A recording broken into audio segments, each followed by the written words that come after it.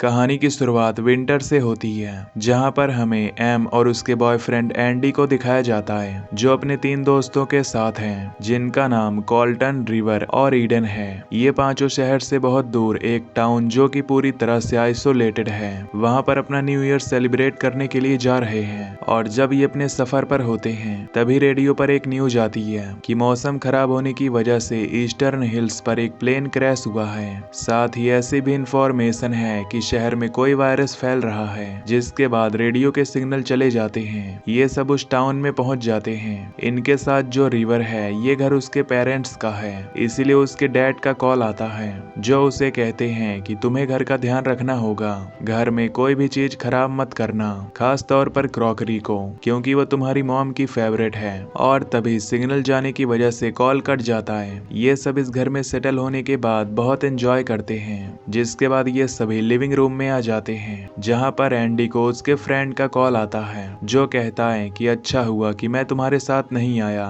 बहुत ही जल्द तूफान आने की संभावना है। और अब ये शाम को एंजॉय करने के लिए डिनर प्रिपेयर करते हैं, साथ ही ड्रिंक्स भी पीते हैं। ये यहाँ पर बहुत एंजॉय कर रहे होते हैं, लेकिन 12 बजे के बाद ये खिड़की से बाहर देखते हैं, जहाँ पर बहुत जोर से तूफान शुरू हो चुका है। इनके साथ जो एम होती है, वो कहती है कि हमें यहाँ से निकल जाना चाहिए था, हो सकता है कि वो यहाँ पर फंस जाएं। दरअसल एम के अंदर एक खास बात होती है कि वो हर चीज में नेगेटिव चीज को ज्यादा देखती है, इसीलिए कोई उसकी बात को ज्यादा सीरियस नहीं लेता। जिसके बाद कॉल्टन बाहर जाता है और अभी अभी पड़ी बर्फ को उठाकर अंदर ले आता है। ये सब बर्फ खाकर एंजॉय करते हैं। तभी न्यूज में बताया जाता है कि तूफान कल और भी ज्यादा बढ़ सकता है। कॉल्टन सबसे कहता है कि हो सकता है कि कल हम यहाँ से ना निकल पाए, अब हमें आराम करना चाहिए। और तभी लाइट भी चली जाती है। रिवर, जिसके पेरेंट्स का ये घर है, वो कहता है कि अक्सर यहाँ पर लाइट जाती रहती है, लेकिन जल्द ही आ जाएगी।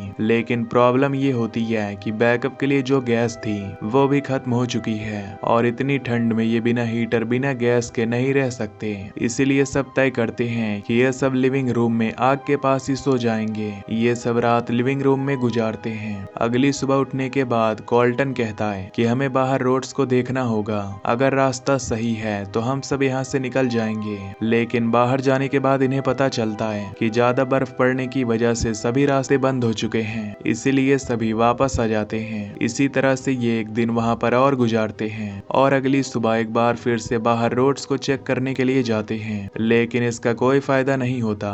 अब भी सारे रास्ते बर्फ की वजह से बंद हैं। साथ ही लाइट न होने की वजह से ये हीटर ऑन नहीं कर सकते। ठंड इतनी ज्यादा है कि इन्हें हाइपोथर्मिया हो सकता है। इसीलिए ईडन कहती है कि हमें अपने हाथ और पैरों को गर्म रखना होगा, हमें हाथों में कुछ गर्म कपड़े बांधने चाहिए, साथ ही गर्म पानी करके पैरों के नीचे रखना चाहिए। इससे उनकी बॉडी का टेम्परेचर मेंटेन रहेगा। और अब कोई नहीं सोएगा, क्योंकि अगर सोते हुए किसी को हाइपोथर्मिया हो गया तो उसे पता भी नहीं चलेगा और उसकी मौत हो जाएगी। दरअसल ये किसी भी तरह से अपने आप को जगाकर जिंदा रखना चाहते हैं। रात होने पर कॉल्टन को बहुत ज्यादा ठंड लगती है, इसीलिए वो गैस जलाकर अपना हाथ गैस की लौ के ऊपर ही रख देता है, जिस वजह से उसका हाथ जल भी जाता है। जब वो अपने हाथ में फर्स्ट एड लगा रहा होता है, तो वो अपने साथी से कहता है कि हमारे पास अल्कोहल ज्यादा और खाना कम है। दरअसल ये पांचों यहाँ पर न्यू ईयर एंजॉय करने के लिए आए थे, इसीलिए इनके पास बहुत ज्यादा अल्कोहल होता है और खाना कम। पर अब ये सभी यहाँ पर फंस चुके हैं। रिवर कहता है कि हमने बाहर से बर्फ लाकर खाई, ये बहुत बड़ी गलती थी।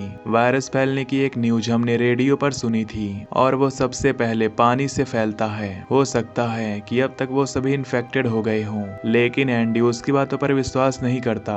वो कहता है कि ऐसा कुछ नहीं है। साथ ही अब यहाँ पर रिवर को हेलुसिनेशंस भी हो रहे होते हैं। उसने बाहर एक स्नोमैन बनाया था, और अब उसे ऐसा लग रहा होता है कि वो स्नोमैन विंडो तोड़कर अंदर आना चाहता है। और रिवर को समझाया जाता है कि ऐसा कुछ नहीं है, ये सिर्फ तुम्हारे मन का वहम है। रिवर कहता है कि कहीं वो चारों मिलकर उसके साथ कोई खेल तो नहीं खेल रहे। और ये सब लिविंग रूम में आ जाते हैं, जहाँ पर कॉल्टन कहता है कि हमें अपने मन को डाइवर्ट करने के लिए कुछ ना कुछ करना होगा। जिसके बाद ये तय करते हैं कि सब अपने न्यू ईयर के रेजुलेशन को एक दूसरे के साथ शेयर करेंगे। सबसे पहले वो अपने बारे में बताता है कि इस साल वो फिट रहना चाहता है, लगातार वर्कआउट करना चाहता है। एम बताती है कि वो यहाँ से निकलना चाहती है। तभी ईडन कहती है कि ये कोई रेजुलेशन नहीं होता, जिसके बाद उससे उसका रेजुलेशन पूछा पूछा जाता है। वो बताती है कि मैं ग्रेजुएट होना चाहती हूँ। दरअसल वो मेडिकल की स्टूडेंट होती है और उसकी मॉम का हमेशा से सपना था कि वो एक डॉक्टर बने। रिवर भी अपना रेजुलेशन बताता है, जो सुनकर सभी हैरान हो जाते हैं। वो कहता है कि मैं तुम सबसे दूर जाना चाहता हूँ। अब यहाँ पर एंडी की आंख लग जाती है। हालांकि यहाँ पर सोना मना होता है, पर वो पूरी तरह से ठीक होता है और जब उसकी आंख खुलती है तो वो अपनी गर्लफ्रेंड एम को घर में ढूंढता है।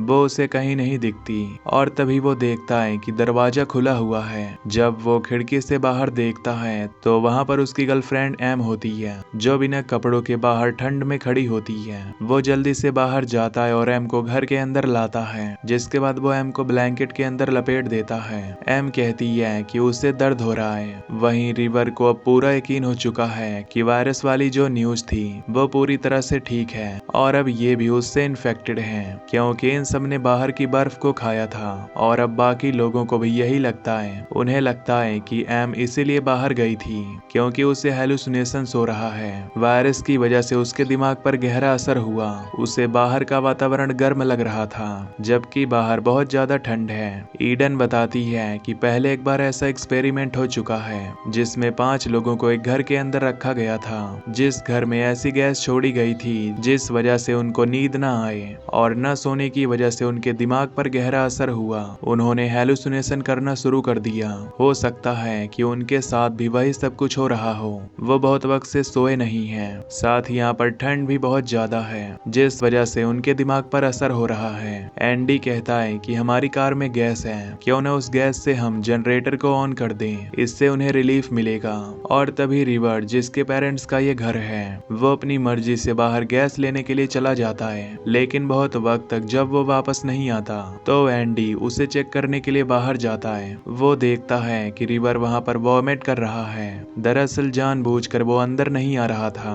रिवर का ये मानना है कि वो और उसके सभी दोस्त इन्फेक्टेड हैं और अगर वो यहाँ पर मारे गए तो ये वायरस यहीं पर खत्म हो जाएगा, और अगर वो बाहर की दुनिया में लोगों के बीच में चले गए तो वायरस पूरी दुनिया में फैल जाएगा। इसीलिए वो चाहता है कि यहाँ से उनमें से कोई भी न जा पाए। पर एंडी उसे घर के अंदर ले आता है, जहाँ पर वो सबको बताता है कि रिवर के दिमाग में क्या चल रहा है। रिवर यहाँ पर खुद को मारने की कोशिश करता है, लेकिन उसे रोक लिया जाता है, जिसके बाद उसे समझाते हैं कि कोई स्नो वाला वायरस नहीं है, हम सब यहाँ पर ठीक हैं। वहीं एंडी को पता चलता है कि एम ने अपने आप को वॉशरूम में बंद कर लिया है। वो बाहर से दरवाजे को नॉक करता है। अंदर हमें एम को दिखाया जाता है जो स्नो की वॉमिटिंग कर रही होती है, और अब एंडी अंदर आकर उसे दूसरे कमरे में ले जाता है। वहीं ईडन को दिखाया जाता है जो फर्स्ट एड ढूंढने के लिए रिवर के बैग को चेक करती है। वो देखती है कि उसके बैग के अंदर खाना है, जबकि सब यहाँ पर भूख से तड़प रहे होते हैं। उसे लगता है कि रिवर बहुत ही सेल्फिश है। वो फर्स्ट एड बॉक्स लेकर एम के पास आती है और उसके घाव पर दवा लगाती है। साथ ही वो उसे कहती है कि जल्द से जल्द हमें यहाँ से निकलना होगा। साथ ही वो रिवर की कंडीशन से भी बहुत ज्यादा कंफ्यूज होती है, क्योंकि एक दिन पहले तक रिवर पूरी तरह से ठीक था। उसे लगता है कि जो कुछ रिवर के साथ हुआ है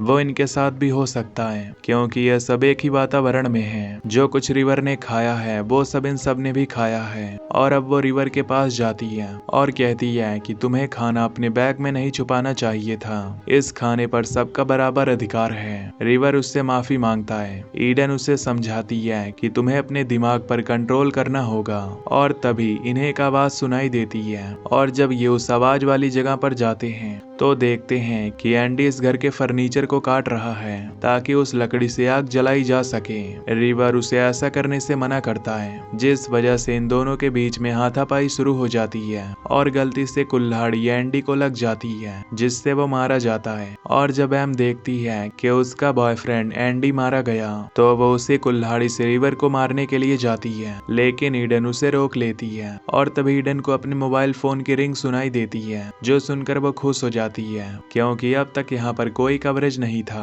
वो देखती है कि ये फोन उनके दोस्त का है जिसने उन्हें वीडियो कॉल किया है। वो अपने दोस्त को सब कुछ बताती है कि किस तरह से सब यहाँ पर फंस गए हैं। वो कहता है कि जल्द ही मैं तुम तक मदद भेजता हूँ। ईडन ये बात अपने सभी साथियों को बताती है, और तभी इनका दोस्त जो कि फोन के दूसरी तरफ है वो कहता है कि इट्स कोल्ड, और उसका फोन बंद हो जाता है। दरअसल अब वो भी हेलुसिनेट कर रही है। उसके दोस्त का कोई कॉल नहीं नहीं आया था। कॉल्टन उसके पास आता है और उसे समझाने की कोशिश करता है कि तुम्हें अपने दिमाग पर काबू पाना होगा। और अब कॉल्टन फैसला करता है कि वो अकेला घर से बाहर जाएगा और मदद लेकर वापस आएगा। हालांकि बाहर बहुत ज्यादा ठंड है, लेकिन कॉल्टन को समझ आ चुका है कि इसके अलावा उनके पास कोई और रास्ता नहीं है। इसलिए अब वो अलमीरा में और भी गर्म कपड़े ढूंढना शुरू कर देता है और तभी वहाँ पर एक हाथ आता है जिससे कि वो डर जाता है। वो ईडन को वहाँ पर बुलाता है। ईडन देखती है कि वहाँ पर उसके अलावा कोई नहीं है। इसका मतलब ये है कि अब उसके दिमाग पर भी असर हो रहा है, वो भी हेलुसिनेट कर रहा है। और अब कॉल्टन मदद के लिए घर से निकल जाता है। वहीं एम, जिसे बहुत ज्यादा ठंड लग रही होती है, वो बाहर जाकर कार के अंदर बैठकर उसके हीटर को ऑन कर देती है, जिससे उसे बहुत अच्छा लगता है। तभी वो देखती है कि उसके सामने एंडी भी है जिसकी मौत हो चुकी है। साथ ही यहाँ पर एम को लग रहा था कि उसने हीटर को ऑन किया है, लेकिन उसने कार के एसी को ऑन किया होता है, जिससे उसकी बॉडी जमना शुरू हो जाती है। वहीं ईडन और रिवर को जब कार की आवाज आती है तो दोनों बाहर कार के पास आते हैं, पर अब बहुत देर हो चुकी है क्योंकि एम की मौत हो चुकी है। एंडी और एम मारे जा चुके हैं। रिवर और ईडन दोनों घर के अंदर आ जाते हैं और अगली सुबह तय करते हैं कि दोनों कॉल्टन को ढूंढने के लिए जाएंगे, जो मदद लेने के लिए बाहर गया है। अब ये दोनों कॉल्टन को ढूंढने के लिए बाहर जाते हैं। कुछ ही दूरी पर इन्हें कॉल्टन के कपड़े मिलते हैं और जब ये उसी रास्ते पर आगे जाते हैं तो वहाँ पर कॉल्टन की डेड बॉडी होती है। दरअसल उसे भी हेलुसिनेशन शुरू हो गए थे, जिस वजह से उसने अपने कपड़े उतार दिए और ठंड में जमकर उसकी मौत हो गई। ईडन और रिवर दोनों घर के अंदर आ जाते हैं। रिवर तय करता है कि वो घर के फर्नीचर को जलाकर घर को गर्म करेगा और जब वो कुल्हाड़ी लेने के लिए जा रहा होता है तभी वो देखता है कि ईडन उसे सेड्यूस कर रही है। वो उसके पीछे जाता है। वो उसे कहती है कि क्यों ना हम दोनों हॉट शावर लें। दरअसल वो शुरू से ईडन को पसंद करता था, इसीलिए वो उसके पीछे पीछे वॉशरूम में चला जाता है। लेकिन वो ये भूल गया है कि घर में इलेक्ट्रिसिटी नहीं है, तो घर में गर्म पानी नहीं हो सकता। और तभी दो हाथ उसे वॉशरूम के अंदर खींच लेते हैं। दरअसल वो भी हेलुसिनेट कर रहा था। वहीं ईडन, जो घर के अंदर होती है, उसे पानी की आवाज आती है और वो वॉशरूम में जाकर देखती है कि रिवर पानी में पड़ा है। वो किसी तरह उसे वहां से बाहर लाती है और अब लाइट भी आ चुकी है। साथ ही उसे घर के बाहर गाड़ी की आवाज आती है। वो रिवर को लेकर घर के बाहर जाती है जहाँ पर पुलिस होती है। दरअसल घर के बाहर पुलिस आ गई थी। पुलिस ऑफिसर पूछता है कि तुम कैसी हो। वो कहती है कि हम दोनों ठीक हैं। पुलिस ऑफिसर पूछता है कि कौन दोनों, और तभी ईडन अपनी साइड में देखती है जहाँ पर रिवर को होना चाहिए था, लेकिन वहाँ पर कोई नहीं होता। दरअसल रिवर ने जब शॉवर लिया था तभी उसकी मौत हो गई थी और अब तक ईडन, जो रिवर को बचा रही थी, वो उसका हेलुसिनेशन था, लेकिन पुलिस ने उसे बचा लिया। उसके अलावा उसके चारों दोस्त मारे गए थे। दरअसल एक्सट्रीम ठंड की वजह से, कई घंटों से न सोने की वजह से और साथ ही वायरस के डर से इन सब के दिमाग पर गहरा असर हुआ। इन सब ने हेलुसिनेशन करना शुरू कर दिया और हो सकता है कि ईडन लास्ट में जो पुलिस ऑफिसर को अपने सामने देख रही थी, जो उसे रेस्क्यू करने के लिए आए थे, वो भी उसका हेलुसिनेशन हो। खैर, अगर आपको ये एक्सप्लेनेशन पसंद आई हो तो वीडियो को लाइक और चैनल को सब्सक्राइब कर लेना। Till then take care, love you, bye bye.